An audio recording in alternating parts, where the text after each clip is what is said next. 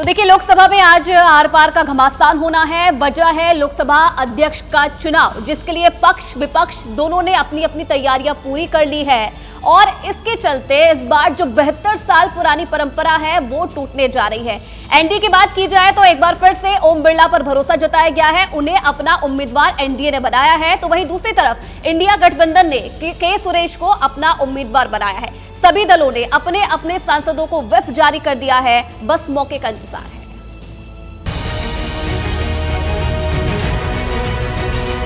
भाजपा का घमंड का चक्कर में सारा चीज हो रहा है। हम लोगों का लड़ाई संविधान का बचाने के लिए। अच्छी परंपरा ये रहती कि लोकसभा निर्विरोध एक सर्वसम्मति से अध्यक्ष चुनता, तो लोकसभा की भी मर्यादा अच्छी रहती, सभी पक्ष का उसमें योगदान रहता और स्पीकर वैसे भी किसी सत्तारूढ़ पार्टी या विपक्ष का नहीं होता है। प्रोटेम स्पीकर आपको इनको मौका देना था, आपने वहां संकीर्ण दायरा दिखाया।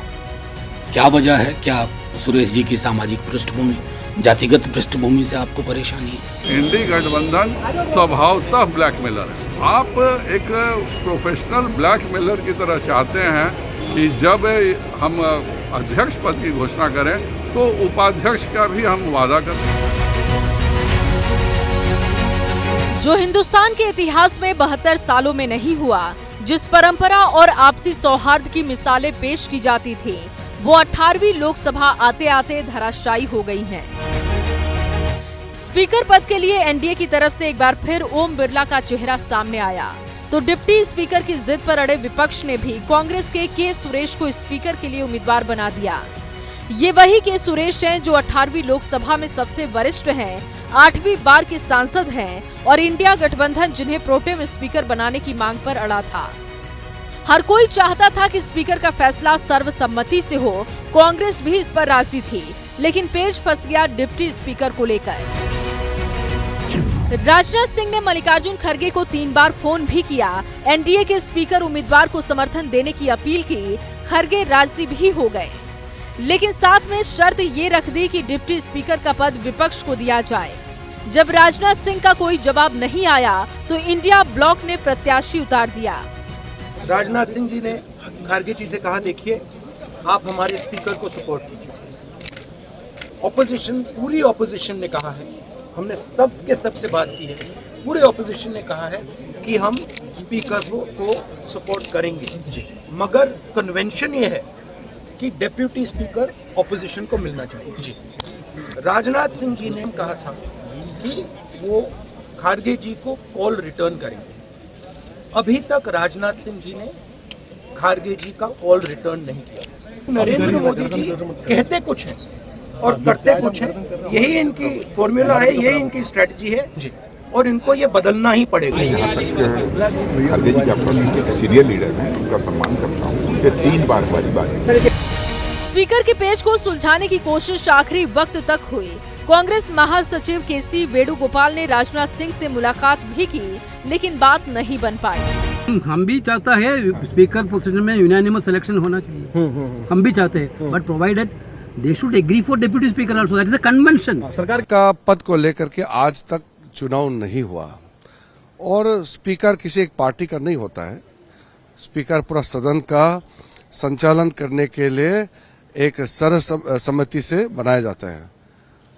कांग्रेस पार्टी ने अगर स्पीकर पद को चुनौती देने के लिए नामांकन पत्र बढ़ाया है तो ये अफसोस की बात है, क्योंकि आज तक स्पीकर पद को लेकर के चुनाव नहीं हुआ है। अब देखते हैं कि सदन के आंकड़े क्या कहते हैं। अगर चुनाव होता है तो किसको कितने वोट मिल सकते हैं। सदन की मौजूदा स्थिति में एनडीए के पास 293 सांसदों का समर्थन है, तो इंडिया गठबंधन का संख्या बल 231 का है।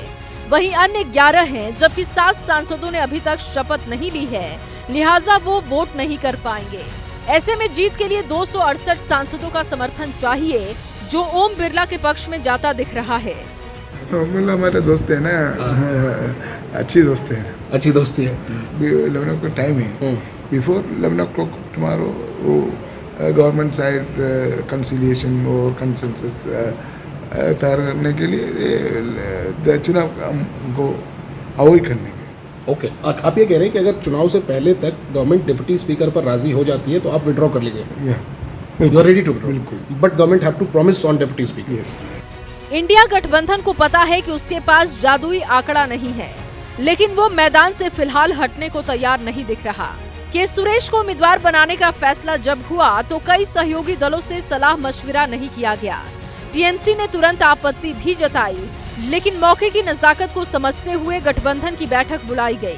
बैठक में टीएमसी भी शामिल हुई। ये बैठक मल्लिकार्जुन खड़गे के घर पर हुई। इसमें कांग्रेस से राहुल गांधी, समाजवादी पार्टी के नेता राम गोपाल यादव, तृणमूल कांग्रेस सांसद नेता डेरेक ओ ब्रायन, शिवसेना यूबीटी के नेता अरविंद सावंत, एनसीपी शरद गुट की नेता सुप्रिया सुले, डीएमके से टीआर बालू सहित अन्य दलों के नेता शामिल हुए। बैठक में शामिल सभी नेताओं ने एक सुर में कहा कि परंपरा के मुताबिक लोकसभा उपाध्यक्ष का पद विपक्ष को मिलना चाहिए और सरकार इस पर सहमति देती है तो गठबंधन स्पीकर पद के लिए सरकार का समर्थन करेगा।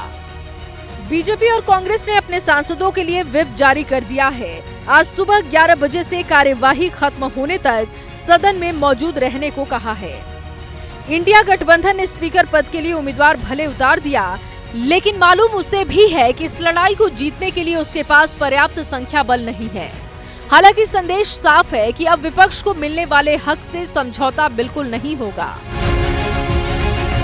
विपक्ष की मांग यही थी कि उपाध्यक्ष विपक्ष का हो। जो हमारी राय पार्टी की है वो है कि उपाध्यक्ष विपक्ष का हो और बाकी बातें अभी सब सामने आ। लोकतंत्र में या संसद में लोकसभा का स्पीकर एक ऐसा पद है जो असल में डेमोक्रेसी का रखवालदार, चौकीदार है, लोकतंत्र का चौकीदार है। और उस पद पर एक ऐसी व्यक्ति बैठनी चाहिए जो सभी को समान न्याय दे। लेकिन 10 साल में जिस प्रकार के लोग उस पद पर बिठाए हैं उससे हम ये उम्मीद नहीं कर सकते। अब एक मजबूत विपक्ष सामने है, तो एक तो विपक्ष से चर्चा करके नाम का ऐलान होना चाहिए। दूसरी बात, डिप्टी स्पीकर का पद कायदे से विपक्षों को मिलना चाहिए। फिलहाल ये तकरीबन साफ हो गया है कि स्पीकर का चुनाव होगा और मुकाबले में आमने सामने हैं बीजेपी के ओम बिरला और कांग्रेस के सांसद के सुरेश। ओम बिरला राजस्थान से तीसरी बार सांसद बने हैं, जबकि के सुरेश केरल से 8वीं बार चुने गए हैं। बिरला 3 बार विधायक भी रह चुके हैं और बिरला लोकसभा के लिए पहली बार 2014 में चुने गए, जबकि के सुरेश पहली बार 1989 में सांसद बने। के सुरेश उम्र में भी बिरला से बड़े हैं। बिरला 61 साल के हैं तो के सुरेश 62 साल के हैं। बिरला पिछली बार यानी कि 17वीं लोकसभा के स्पीकर रहे तो के सुरेश मनमोहन सरकार 2.0 में श्रम और रोजगार राज्य मंत्री रहे। लोकसभा स्पीकर का चुनाव सर्वसम्मति से कराने की परंपरा रही है और ये पद सत्ता पक्ष को ही मिलता रहा है, लेकिन इतिहास में 2 बार ऐसा हो चुका है जब स्पीकर के लिए चुनाव कराना पड़ा। पहली बार लोकसभा स्पीकर का चुनाव 1952 में हुआ था, जब कांग्रेस के जीवी मावलंकर को शंकर राव मोरे ने चुनौती दी थी, जिसमें 394 वोट पाकर मावलंकर पहले लोकसभा स्पीकर बने थे। उसके बाद 1976 में दूसरी बार लोकसभा स्पीकर का चुनाव कराना पड़ा था।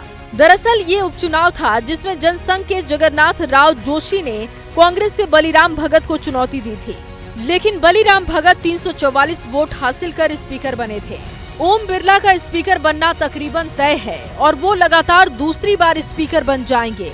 उनसे पहले 3 बार ये कारनामा हो चुका है। कांग्रेस के एम अयंगर 1956 से 1962, कांग्रेस के ही गुरदाल सिंह ढिल्लो 1969 से लेकर 1975 तक 2 टर्म के लिए स्पीकर चुने गए। इस कैटेगरी में कांग्रेस के ही बलराम जाखड़ 1980 से 1989 तक लगातार 2 बार स्पीकर रहे।